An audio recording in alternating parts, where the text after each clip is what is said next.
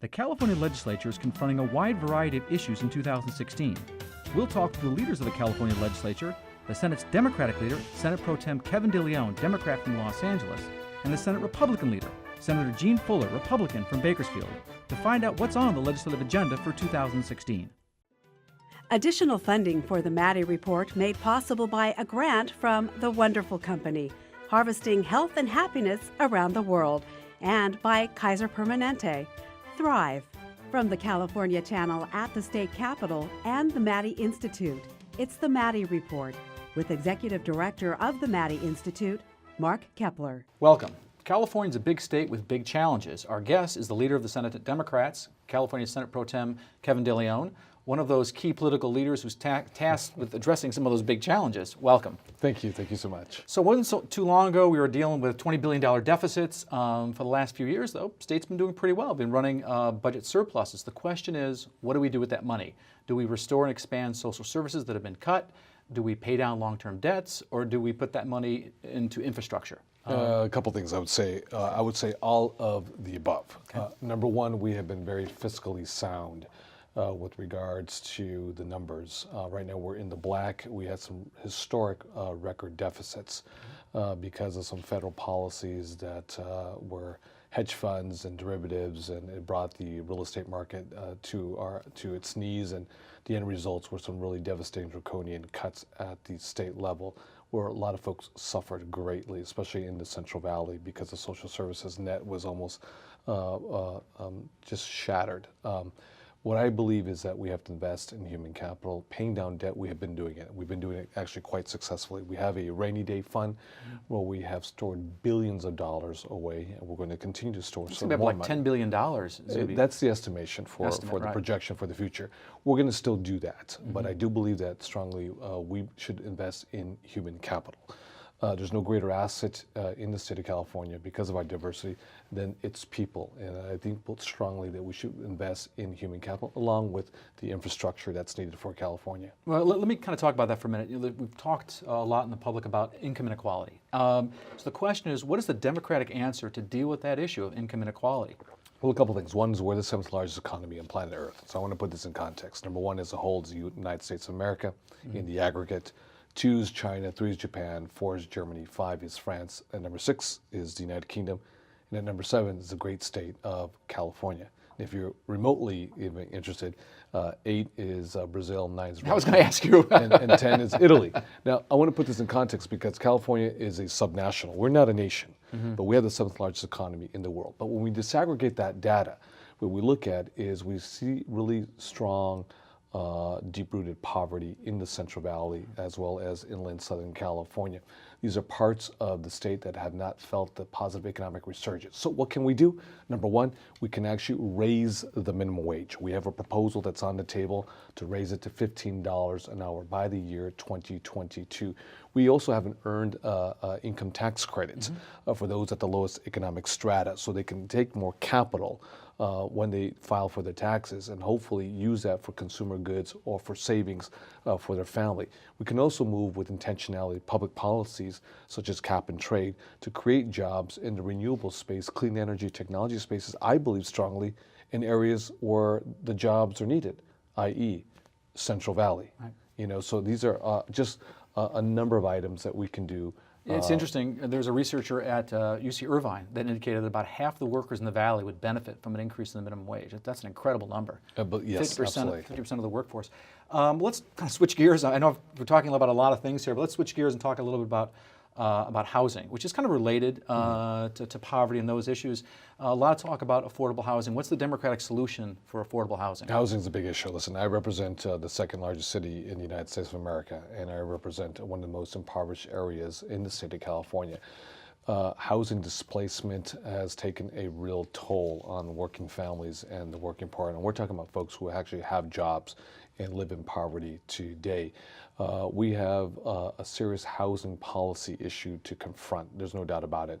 You look at the Bay Area, for example, and you see some folks are living what it feels like the second Gilded Age, if you will, but at the same time, the unintended consequences are displacement of working families. In Fresno and in Central Valley, we see the continued expansion of more developments. I think we have to be very smart with our housing policies. I think we have to re-look at the rules that we currently have at the local as well as state level. I just had a very productive meeting with the mayor of the city of Fresno, Ashley Swearinger, and it was a very productive meeting. We talked about cap and trade investment dollars for greenhouse gas, carbon reduction at the same time. How can we build housing in areas where we have density and couple that with public transportation, moving people from one place to another? For folks in Central Valley, that's a big cultural swing as well too. But I believe if we want to move people to commercial centers, to parks and open space, to areas where they don't have to burn a lot of carbon, we have to rethink the way we've lived. How we design cities. We have to design cities in the future. So I'm actually excited. I, per se, am not a housing expert, but there's no question about I see the biggest need. It's not just in an area like urban area like San Francisco or Los Angeles, but in the Central Valley as well. Okay. Well, up next, we're going to find out the Senate Republican answer to some of these questions. That conversation in a moment. This is the Maddy Report. Welcome. So what do Republicans think should be done with the state's budget surplus? Our guest is California State Republican leader Jean Fuller. Welcome to the Maddy Report, Senator Fuller. Thank you. Glad to be here. I'm very happy to have you. So the state's having the good fortune of some budget surpluses, and I'm just wondering what the Republicans think we ought to be doing with that money. I mean, there's a lot of options here. One is you can expand social services or restore them, the ones that were cut. You could pay down long-term debts like the public employee retirement benefits, or you can invest in infrastructure. What do Republicans think we ought to do with the money? Well, we think we should manage this just like we do in businesses at home. First, we believe you pay down the debts and improve your credit rating, and then you can reclaim that interest money and you can begin to move forward on improving your infrastructure that will return an investment for your state. In this state, the investment in water infrastructure and hospitals and things that actually help people and keep people alive and attract people from other states are important infrastructures for us to invest in. Yeah, the long term, looking at the long term, yeah. And in the short term, of course, education, particularly those that get students jobs, shorter education, more tied to industries and universities actually doing a better job of placement. You know, that's very interesting. You segue right into the next question that I have, and that was, you know, there's been this growing concern about income inequality. And I'm just wondering, do you see that as a product of market forces, or is there some other reason for this economic inequality? What's the Senate Republican answer to that? Well, in our area, we think we need to be more competitive with other states, and we need to not do a one-size-fits-all economic formula for the whole state, because the coastal area has progressed faster than the inland area. The inland area is being left behind, and a lot of the regulations and slowness of permitting has really killed the economic competitiveness in those areas. And so as we move forward, we believe that we need to do things that will help us be more competitive, especially in those areas of high unemployment. Right. I mean, that ties into the whole issue of poverty, too. And one of the issues there is, you know, how do you deal with poverty? You were talking earlier about education, the importance of education. And there's that achievement gap you always hear about. So what are your thoughts about dealing with poverty? How would you address that? And you also mentioned a lot of this problem is in the interior of California, like the San Joaquin Valley. So how would you address that problem? Well, in our area, a lot of the unemployment is for these unrealistic and unproven state-driven mandates to change people's behavior across the state. And so what happens is that people don't change their behavior, it just costs them more, and jobs are increasingly leaving. Can you give me some examples of what you mean by that? Well, basically in our area, you know, we've lost competition in areas that have to do with the drought, you know, the ag the whole industry, water issue. the whole unable to grow their crops, and a lot of workers have lost their jobs in that area. We're currently not permitting safe energy production, and so all of those areas are losing their jobs. That's a big issue in Kern County, where you're from. It is. In the dairy industry, the ethanol price spike that came about a couple years ago has hurt the dairy industry, and yet people are not changing their behavior drinking soy milk for the most part.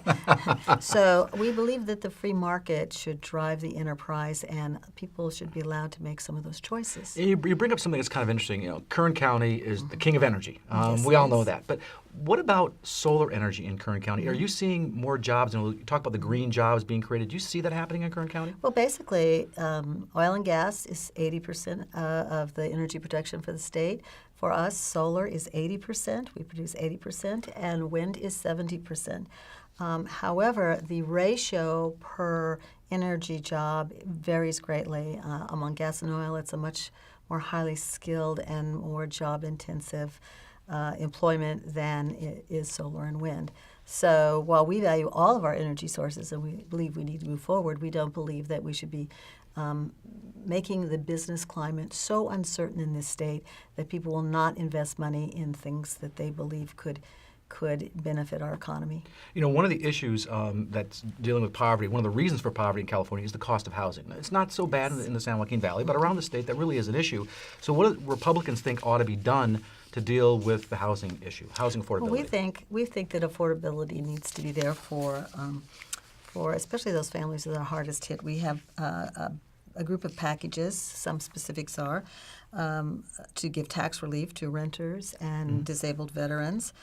We have also bills to help with transportation costs and vision care. And those are some of the things we think if we make the basic daily living possible for individuals, that helps them with their housing costs. Yeah, and I'm guessing CEQA reform wouldn't be bad either from your perspective. We would love to have some CEQA reform. We believe that CEQA does some good things, but we think that it should not inhibit business by having an indefinite period. You know, we're running up a little against the deadline, but I did want to ask you about crime. The governor has made this proposal on sentencing reform. Just want to get your quick comments on sentencing reform. Well, the governor has decided to delay until after the voter registration sentencing reform, but we do believe that if there is sentencing reform, that there at a minimum needs to be mandatory rehabilitation courses with successful completion notices, which are not included in many of the legislation. That would seem to be a pretty important point, I would think. Well, as an old school teacher, you do not get your out of class until you finished your homework. It sounds fair. Anyway, up next, we're going to turn our attention to California's long-term problems. That conversation in a moment. This is the Maddy Report. Welcome back. So what are some of the big issues that the California legislature is going to be tackling this session? We're talking to Senate Republican leader Gene Fuller from Bakersfield.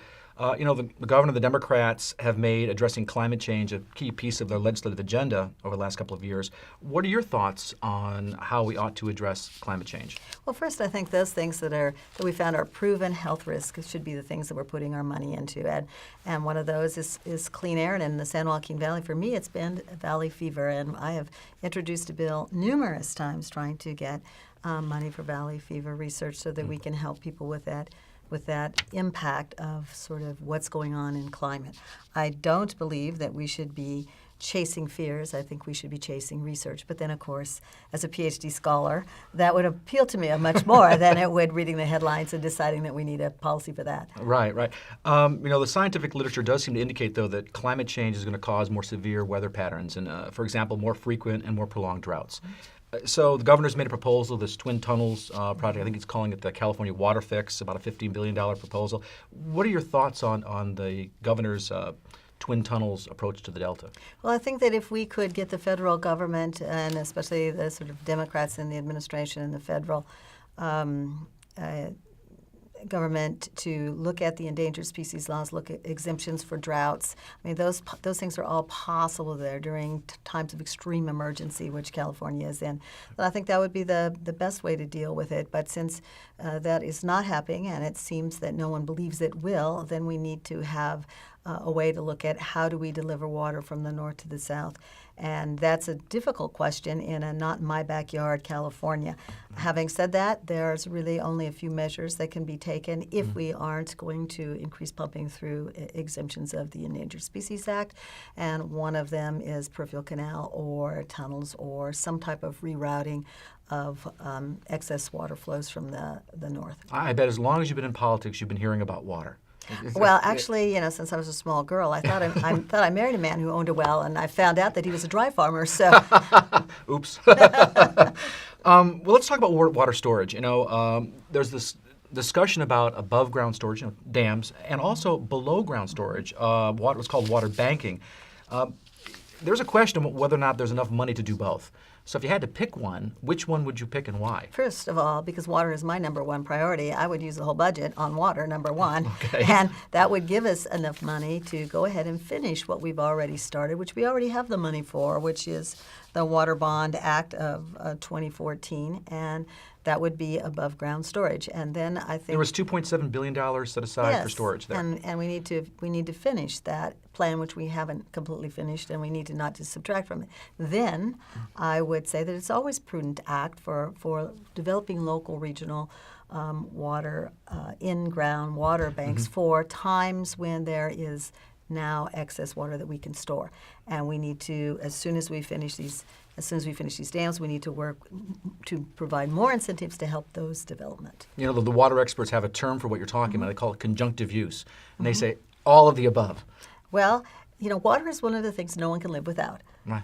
So I'm afraid that It's pretty essential. We absolutely have to make that number one on our list, because if we don't have water, nothing else really matters. That's true. Well, let's talk about another big infrastructure project, and that's transportation. It's been reported that the state's highway maintenance backlog is about $58 billion. That's not even local roads, that's just state highways. Now, the governor's made a $3.6 billion proposal to kind of begin to address that. I'm just wondering, what do Senate Republicans think we ought to do to start addressing that $58 billion problem? Well, actually, we've left it for far too long. Part of the reason that we've left it for far too long is that the money the taxpayers did give us was redirected, especially during the recession. So, number one, we think we need to take the dollars that the taxpayers have already given to us, put those back into transportation uses, and make Caltrans more efficient and more responsive. In other words, spend what you have more effectively. And then when we get all of those things done, I think we ought to look at some bipartisan solutions that do not include a heavy use of transit and light rail and kind of boondoggle like high-speed rail projects. That's a whole other topic. So we've only got about a minute left in the segment. I want to ask you about, you're kind of talking about some of the big issues in California. We've got, poverty, infrastructure, public employee, retirement benefits, et cetera. But we're also dealing with a very volatile tax system that seems to rely very heavily on the wealthiest citizens. And a lot of that is, capital gains through sale of stocks and whatnot. Makes it very volatile. So what do you think we ought to do to make the revenue structure in California a little less volatile, but still be able to pay our bills? Well, I think we've started out with a good bipartisan effort with the Rainy Day Fund. I think that gives us some smoothing ability, and we're excited about that. I think the biggest problem is for the last 10 years or the last decade, we spent more than we took in, regardless of how much we took in. And so, number one, we aren't sticking to our budget priorities. We aren't doing basic budgeting, and we need to do that as a Californian, and we need to make that happen first, because you cannot keep chasing your revenue source. And the next is we just need to be a stable job attractor. We need to make our business climate stable and no uncertainty so that we can compete. We are the biggest economy in the United States.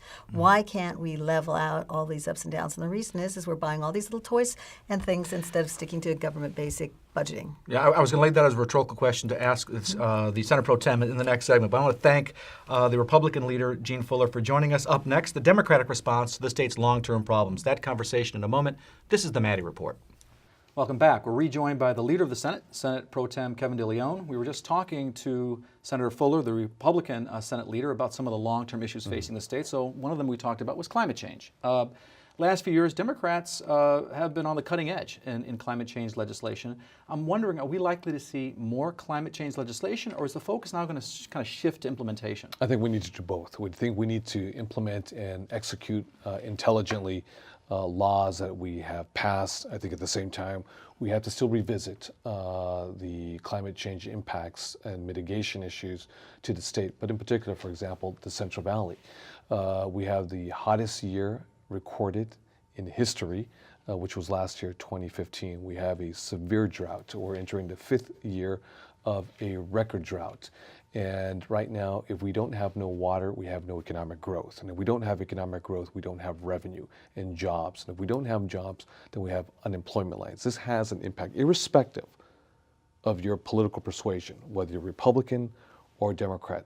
There's no doubt about it. The scientists have already spoken. This is having a severe impact on the daily lives of Americans. But bringing it back home to California, this is having even a larger, disproportionate impact on the livelihoods, even if folks are unaware of it, for folks who live in the Central Valley, from Fresno all the way to Kern County. The more severe and Bakersfield. prolonged droughts and The things more of that nature. prolonged droughts, which causes unemployment. You know, it's interesting. You know, you get the opportunity to appoint someone to the ARB, Air Resources Board, and you appointed a Valley person. I did. Former Senator Dean Flores. So that was interesting, and I think representing the Valley, which is great. Well, let me add one thing too. I Sure. want to very quickly. You know, visiting the Central Valley on numerous occasions, sitting down with the Fresno Bee editorial board, I did learn a lot about the Central Valley. I'm from an urban area down in Southern California, but I do respect the grit of the folks from the Central Valley, the can-do spirit. You get knocked down, you get up and clean yourself off, and you keep charging forward to fight for a better day for your family. And I thought it was important that you have someone from the Central Valley represent your interests because of the dirty air, the contaminants in the air that Fresnans as well as other Central Valley folks breathe into their lungs every single day. Well, you got a very good editorial from the Fresno Bee. They really much liked your great. choice. Fantastic. So, you know, we're talking about these long and pronounced droughts because of climate change. Governor's got a proposal to get more water, the Twin Tunnels proposal for the Delta. What do the Democrats think about that proposal in the Senate? Well, I don't think there's a consensus as of yet with regards to the Twin Tunnels. I think it's highly controversial. There are folks who are strongly for the Twin Tunnels. There are other folks who are not for the Twin Tunnels. I think that we have to look not just at the hardware, we have to look at the software. The column is the Central Valley that brings the water down from the north to the south. Unquestionably, we have to think about this very intelligently because we're talking about billions of dollars being invested. And I know what folks talk About a $15 billion project? About $15 billion. We've got to be very intelligent in how we do this. We've got to think about water storage. We've got to think about, you know, how we can move You know, I this want to in a ask very you about intelligent- storage. You know, Absolutely. because that's a big issue, Yes. certainly in the Valley. Dams, there's also, you can bank the groundwater underneath. There's also conservation. So what is the answer for the supply of water? Is it all of the above, or should we focus on the most efficient and effective way to increase the supply? I think that by far and large it's all of the above, but I think we have to be very efficient. I think we have to continue to conserve. I think conserving is the new. I think that's going to be with us in perpetuity. A lot of my neighbors are taking out their lawns. Yeah, we never conserved because we always had an abundance of water. Why conserve when you had water that was running freely in perpetuity? At least that's what many folks thought. That's no longer the case because of climate change and because of the drought. We're not sure what's going to happen next year. However, the issue of above storage and underground storage is very interesting. You can build as many dams as you want above storage. The question is the water going to come? We're elected officials, politicians. We're not scientists, nor are we shamans who can predict if the water is going to come forward or not. Why invest billions of dollars of hard-earned taxpayer money to build something if the water never comes?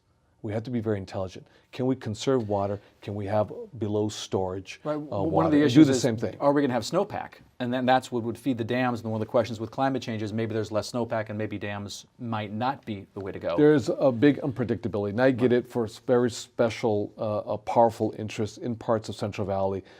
They are committed and wedded until the very end to the issue of above storage. But I just want us to think about this very intelligently before we pull the trigger and move forward. I've only got 30 seconds left in this Please. segment. So many questions I want to ask you, but I want to ask you a last question on transportation. We've got $58 billion or so in highway maintenance backlog needs to be addressed. Yes. The governor's proposed $3.6 billion to start to begin to address that issue. What's the answer there? The answer is we have to help build up our infrastructure, roads, local highways, as well as public transportation, bridges that are crumbling and falling apart. We need to invest in our infrastructure. When we do so, it grows the economy. We put people to work. People who live in Central Valley, from Fresno to Kern County and Bakersfield, we can put them to work. But we need Democrats and Republicans working together in concert. I want to thank our guest, Senate Pro Tem Kevin de Thank Lyon, you. and Senate Republican leader Gene Fuller for joining us. If you want to stay current on state and local politics, you can sign up for our free e-newsletter, The Maddy Daily, or check us out on Facebook or Twitter, or check us out on our website at maddyandsuit.org. This is Mark Kepler for The Maddy Report. Thanks for joining us. The views expressed in the Maddy Report are those of the individuals participating in the program and do not necessarily reflect those of the California Channel or the Maddy Institute. If you'd like to share your thoughts about the points and opinions expressed on the Maddy Report, visit our website at maddyinstitute.org.